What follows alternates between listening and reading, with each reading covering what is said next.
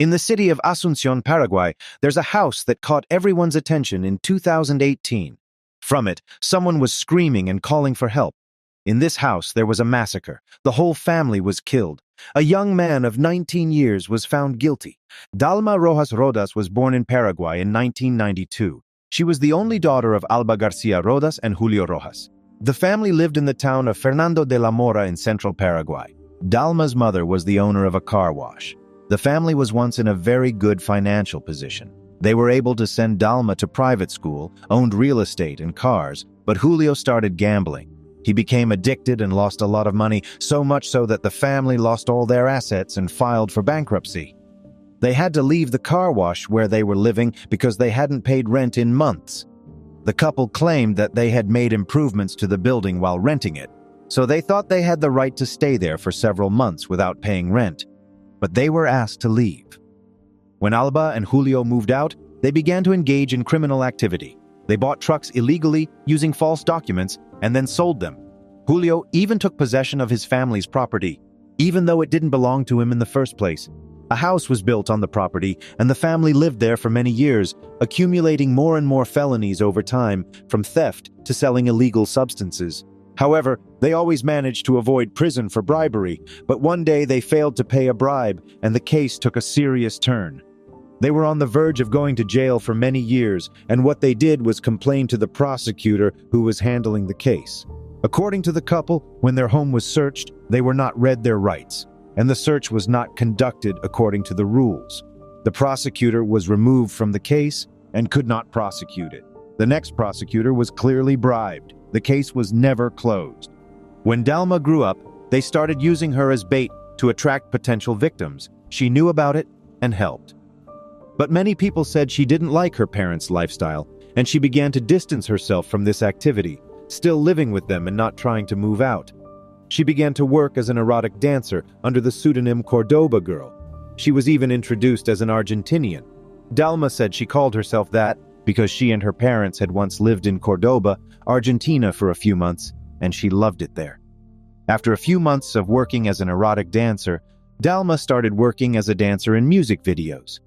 That's when she met singer and producer Ever Barrios. They soon developed a very good relationship. However, Dalma's parents did not like the guy. They wanted Ever to work with them, open bank accounts for them, and cheat people to take away their property. The couple wanted to move from car theft to property theft. After all, Julio had already been able to take over the property where they lived, so they thought they could do it on a larger scale. Ever always refused and told Dalma that they would have to move out of her parents' house. With all these problems, Dalma found out she was pregnant, and 9 months later she gave birth to her first child, Christian Santino. When he was still very young, the couple decided to move to Brazil, as Ever was from there and had Brazilian citizenship. Dalma's parents found out and filed a complaint against them. They were arrested. Ever was imprisoned for 9 months. Dalma was released because she was pregnant again. When Ever got out of prison, he cut off all contact with the family. He would occasionally talk to Dalma to ask about the children if they needed anything, but in general he wanted nothing to do with this family. As the children grew older, Dalma again distanced herself from her parents' activities. They continued to do the same, stealing property, selling illegal substances, and even robbing. Later, the family left their home and moved to Asunción, Paraguay. They rented an old house there. Dalma began to take up martial arts, kickboxing, and boxing. She became a semi-professional athlete and won many competitions. Everyone who saw her in action said she was very good. The girl continued to live with her parents, who helped her raise her children. It was in the boxing environment that she met 18-year-old Bruno Marabel. They met at a boxing competition and agreed that he would train her, as he had more experience in boxing. This was the beginning of a romantic relationship. Bruno often spent the night at Dalma's parents' house, and she lived with his parents for several months. It can be concluded that their relationship was serious. This is important because Bruno would later deny these facts. In January 2018, Bruno and Dalma were married in the city of Ita, in central Paraguay, where Bruno was from. To their acquaintances, they seemed to be a normal, good couple. They had a pit bull dog that Dalma had gotten from a kennel. Everything seemed to be going very well. Dalma, as far as anyone knew, was not involved in her parents' scams. She seemed to have started living her own life. On October 8, 2018, neighbors of Dalma's parents called the police. They smelled a very strong, foul smell coming from their house, and there were a lot of flies at the door. It was very strange. Also, the family hadn't been seen for several days. The police came, but no one opened the door for them. Then the door was kicked in. The inside of the house was a mess. Several traces of blood were found on the walls, but of course the most striking thing was the smell. They noticed that the strongest stench was near the main entrance. There were also the most flies. It was up to the police to find out exactly where the smell was coming from. One section of the floor looked newer than the others, as if it had just been laid. It was cement and had been crushed. A body was found underneath it. No identification could be made at the time, only that it was an adult male. The body was in a state of decomposition. The house was searched for several more hours because even after the body was removed, there was still a foul odor in the house. In one of the toilets, which was no longer in use, another recent fragment of the floor was found. It was broken, and under it they found 4 more bodies, 2 women and 2 children. The bodies had been covered with lime, which accelerated the decomposition process. There were also clothes and paper on the bodies. When neighbors were asked who lived in the house, they began to describe Dalma. She was first identified by the color of her hair. At that time, she had blue hair. After the tests, they were able to identify all 5 of the deceased. They were Dalma, her parents, her mother Alba, and her father Julio, and their young children, Christian Santino and Saulo Pio. The only person who lived in the house but was not among the dead was Bruno Marabel. The police began to look for him as the main suspect. As the police searched for the man, forensics were still analyzing the body. It was impossible to determine a date of death. As already mentioned, the last bodies found were covered with lime. This made the work of the experts very difficult. It was also impossible to determine the cause of death, but it was known that Alba had been killed with a hammer and Julio with a 7-centimeter knife. The cause of death of Dalma and her children was unknown, but they had stab wounds and signs of strangulation. This was an especially brutal crime. There had to be someone who knew these people and had a motive to do such a thing. This was not like a burglar who was caught by the family and fled. This was something much more personal. The same day the bodies were found, Bruno Marabel was arrested. His arrest was not easy. The police had to chase him. Bruno was in a taxi that wouldn't stop, so the police had to shoot at the car. Finally, the car stopped. Bruno and the driver were arrested. Also arrested were Alba Armoa, 18, who said she was in a relationship with Bruno, Alba's brother and sister, and Marcelo Sosa, 23. Alba and Marcelo worked with Bruno at a fast food restaurant. As far as is known, Bruno and Alba began a relationship despite the fact that he was already married to Dalma. Alba claimed that he never told her of his wife's existence. He also said that the house he lived in was his and that he lived there alone. After the incident, they were all questioned. According to police reports, Bruno initially admitted that he was the one who killed the whole family. This was not recorded by the cameras, but there was a recorded interview that Bruno gave in the elevator on the day of his arrest. In this interview, he said that he had a lot of problems with Dalma's family, especially her father. They threatened to take away his father's house if he abandoned their daughter. They wanted Bruno to work for them, to open accounts and take out loans for them so that they could continue their illegal activities and be harder to detect. Bruno said he wanted to leave the house many times, but Dalma threatened him, so he didn't leave for fear they would kill his father. He even wanted to give his motorcycle to Dalma's parents to let him leave, but they did not accept the offer. The next day, a calmer Bruno gave another statement denying everything. He said that the cops had tortured him to make him admit his guilt, but that he hadn't really done anything. He also said several contradictory things. First, Bruno claimed that he and Dalma never had a serious relationship and that they only got married because she asked for it, since her parents allegedly wanted to take away her children. If she had been married, they wouldn't have been able to do that. He didn't really know much about the subject and agreed to get married. This statement contradicts the facts, as many people thought they were a real couple, and Dalma even lived in Bruno's parents' house. Therefore, the theory that they were in a non-serious relationship is inconsistent with reality. We met at one of the competitions. She started talking to me, we corresponded on social media, and that's how it happened. One day she invited me to her house. I taught her boxing. She said she didn't want to train with her coach anymore, so I started training her. Everything was fine, but then everything changed. When did your relationship begin? We weren't in a relationship, But you were married, right? Yeah, but we only got married because she said her parents could take custody of the kids away from her. They couldn't legally do that if she got married, she told me. I agreed. She said when it was over, we would divorce. News reports said the possible date of the murder was September 28th to 29th. That was the last time the couple was seen, but Bruno said he had not seen Dalma for 3 weeks on September 28th when the massacre took place. This would suggest that the last time they saw each other was on September 6th or 7th, but this turned out to be a lie. On Facebook, there is a photo posted on September 23rd. The photo was taken at a women's boxing match on September 22nd. In the photo, Bruno and Dalma are standing next to each other, and many people saw them in the gym where they were boxing on September 28th, the day Dalma was last seen. It became clear that Bruno had lied a lot. Bruno also said that he had been staying at Dalma's house since September 25th. He knew that the family would be gone because they had to go to Paraguay to testify. The Owanes were always gone for weeks at a time. So Bruno knew that the house would be empty for a long time. The strange thing was that the guy had lived in the house until the morning the bodies were discovered, and yet he hadn't noticed the smell or the flies. And it's even stranger when you realize that even the neighbors noticed it, and he was in the house. According to the police, the smell and the flies were impossible to ignore, so that's another thing Bruno lied about. Bruno said he bought Roselia the bag as a thank you for meeting Alba, who was his girlfriend at the time. Photos on social media show that he didn't buy the bag. It belonged to Dalma's mother. He also gave the girls and Marcelo shoes and even a cell phone. The cell phone belonged to Dalma. This led to a new hypothesis that Bruno committed the murder for money.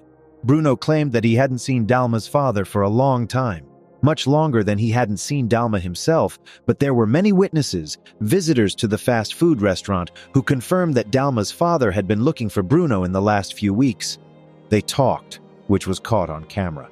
More and more lies were uncovered. At this point, Bruno's girlfriend, Alba, decided to live with him in the house, but the girl's defense claims that she was forced. Bruno asked her to sleep with him because he was afraid. The girl said that Bruno made a lot of jokes about dead people, which made her think that something strange was going on in the house.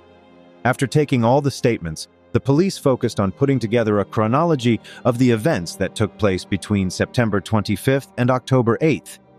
It was very important to find out when the family was last seen. As mentioned above, the bodies were not very helpful because it was impossible to determine the time of death, but many useful statements were taken, and there were camera recordings. The testimony of the 2 girls in custody, Roselia and Alba, was taken into account. They told what happened during the days they were in the house. The last time Dalma's children were seen at school was on September 28th. It was also the last day anyone had contact with Dalma. She went to the boxing gym with Bruno. Another coach saw them there and spoke to the young men. According to this coach, Dalma was supposed to come to the gym alone the next day. He texted and called her, but she did not answer. On September 29th, she could not be reached. Going back to September 28th, Bruno had a night shift at the restaurant that day. He was supposed to get off at midnight, but didn't get off until 2 a.m. He said he was at a party that night and did not return to Dalma's house, but the geolocation of the boyfriend's cell phone showed that he went to the girl's house that night. Police believe he then killed the first 4 victims. First was Dalma, then her mother, and then Bruno took the lives of 2 children. Julio wasn't home at the time. After the murders, the man put the bodies on a cart and dug a hole to bury them. He is known to have bought building materials the next day and brought them home. Police speculate that Bruno then used lime and sealed the grave with cement. Late at night on September 29th, Bruno made a few phone calls, perhaps just to provide an alibi. He also met with friends after the murder, probably also for an alibi. Bruno invited them to his home and even offered them a place to stay. There's another detail that makes the police think Bruno is guilty. He offered them a place to stay on September 29th, but asked them to move in on October 6th. He said he had some business to take care of at the house. The police think that he wanted to bury the bodies. From the testimony of the 2 girls, we know that he invited friends to the house, especially those who were later arrested. According to Alba's testimony, Bruno was in contact with Julio. One of the cameras recorded Julio buying something at the store at 10 o'clock on October 2nd. This was the last time the man was seen. He bought a card to recharge his cell phone. According to Alba, she spoke to Julio that day and he asked her to check his phone because he couldn't contact his family and thought it was because the phone had no signal. Alba said that when she and Bruno went to the house and saw Julio there, Bruno was very scared. He didn't tell Alba that someone else lived in the house. She didn't even know that Bruno was married and that his wife had children. According to Alba, when Julio asked Bruno about his family, Bruno said that they had decided to move to Argentina. This struck Julio as odd, to say the least. Alba checked Julio's cell phone and he was fine. She then left to go to a friend's house. The next day, the girls went back to the house, ate lunch, and then noticed bloodstains on the living room carpet. Bruno explained that it was because his dog had recently given birth. He asked the girls to help him clean the blood off the carpet. According to the girlfriends, this did not raise their suspicions at the time. Based on this testimony, the police concluded that Bruno killed Julio on October 2nd. The friend thought Julio would not be home soon and did not expect him to show up. When Julio showed up at the house and started asking about the family, Bruno became very nervous. Julio's body was not covered with lime and was not buried as deep as the first 4 bodies because he buried it very close to the road. Neighbors could hear noises, could ask what he was doing, so Julio's grave was less elaborate and gave off a smell. On October 6th, after Bruno and the girls had cleaned the house, Bruno's friends came to the house. Before Bruno asked Alba if she smelled anything strange, she said no. The friends didn't live in the house for long because one of the girls was jealous of her boyfriend and started fighting with another girl. Then it was decided that it was better for everyone to go home, and 2 days later, the bodies were found. The following information indicated to the police that the other 3 inmates might also be guilty. First, they were at the house on October 6th, and also the morning of the day the bodies were discovered. All 3 of them said the same thing, that they didn't notice any smell or flies. This is very, very strange. Another detail that makes the police believe that Julio was the last victim is that a note written on a napkin was found in the house. It said, "Help the children," and had Dalma's initials on it. After collecting all the statements and evidence, the detainees were charged. The taxi driver was released. It turned out that he had nothing to do with the crime and was only following Bruno's orders, who told him not to stop even though he was being chased by the police. The other 4 men, however, remained in custody. They were charged. Bruno was charged with premeditated murder. The others were charged with accessory to murder. They were remanded in custody. The police theory was that Bruno could not have acted alone. Dalma was young and strong, a boxer, able to defend herself. Julio was a big man who could wrestle a man Bruno's size. Even though he boxed, he didn't look very muscular. Of course, it's all relative. A man who doesn't have big muscles can fight and even defeat a much bigger man.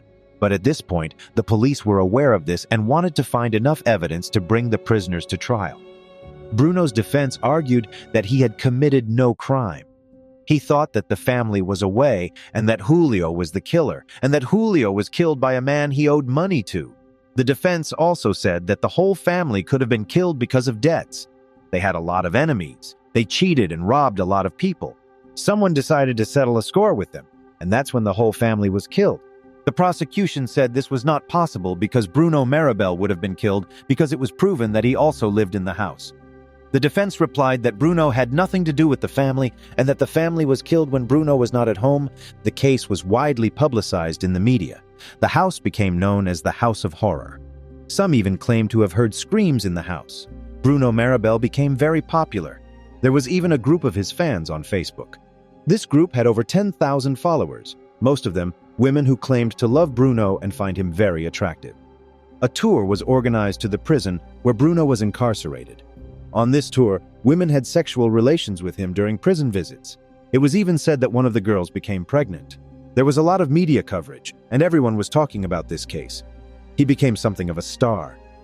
A few months later, the charges of accessory to murder against Marcelo Sosa were dropped. A few weeks later, the charges against the girls were dropped, but they remained in jail while Marcelo walked free. The girls were charged with other crimes that the prosecution considered equally important. But after only a week, their lawyers were able to secure their release. They were charged with harboring and other offenses, but they were not serious enough to keep the girls in prison. Much evidence was tested. Many theories were rejected, and after a year of investigation, it was concluded that Bruno Marabel had acted alone, and that the murder had been committed in stages. A new chronology of events was established. On September 28, 2018, Bruno and Dalma were at the gym. The girls' kids were at school. The day passed as usual. Bruno left for the night shift and came home in the early morning of the 29th and killed Dalma for whatever reason. Probably out of jealousy, since Bruno claimed that Dalma was cheating on him. There could also be a financial motive. Bruno could have lived in the house and taken possession of the property. It is also possible that Bruno felt threatened by the family and decided to kill them to prevent them from taking his father's house. Either way, he tried to strangle Dalma and also attacked her with a cold weapon. Dalma's mother heard what was going on and went to investigate. That's when Bruno attacked her. He then killed both children. Of course, this was very easy to do when one child was still alive and suffering. Bruno made several phone calls and sent voice messages. In one of the messages, a child's voice is heard in the background. After making the calls and sending the messages, Bruno met with friends. The next morning, he buried the bodies and went about his normal life. Julio hadn't been home for a long time, which made Bruno think he wouldn't be back for a long time. But to his surprise, on October 2nd, Julio showed up at the house when Bruno was with Alba. Bruno was afraid that Julio would report him to the police, so he decided to kill him the same day. As mentioned before, he didn't bury him well enough because he was afraid the neighbors would hear. So he made a makeshift, very shallow grave for Julio, and so the neighbors could tell that something strange was going on. He then went on with his life as usual until the bodies were found. It is still unclear why the girls who were in the house with Bruno did not smell or see flies. It is believed that they covered up the murder to some extent. In January 2020, Bruno's father made a statement to the media. He said that his son didn't kill Dalma or Alba or the children, only Julio Rojas, because Bruno found out that Julio had killed the family and wanted to kill him too. He killed him at 4:30. My son went into the house and this man came in with a knife. Bruno told me that he wanted to kill him. Yes, my son had to stand up for himself and he didn't know anything about the other victims. He killed him with the same knife, that's true, but he didn't kill the others. In September 2020, the trial started. The cart and the shovel that Bruno used for the burial were shown at the beginning.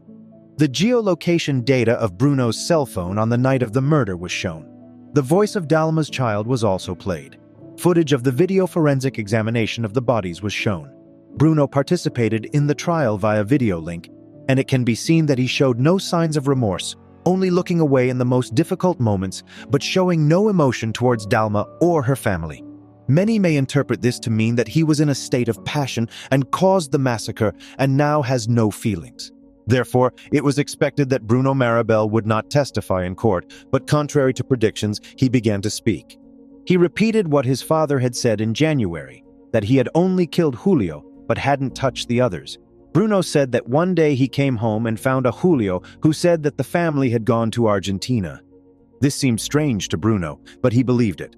A few days later, he and Julio had a confrontation. Julio said he killed the whole family.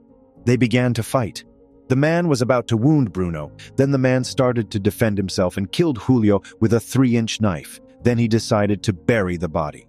Bruno's defense argued that this was logical because the grave of the 4 victims was very different from Julio's. It had no lime and was much shallower, but the prosecution believed that this was because Bruno simply ran out of lime and left the man in a hurry and afraid that the neighbors would notice something.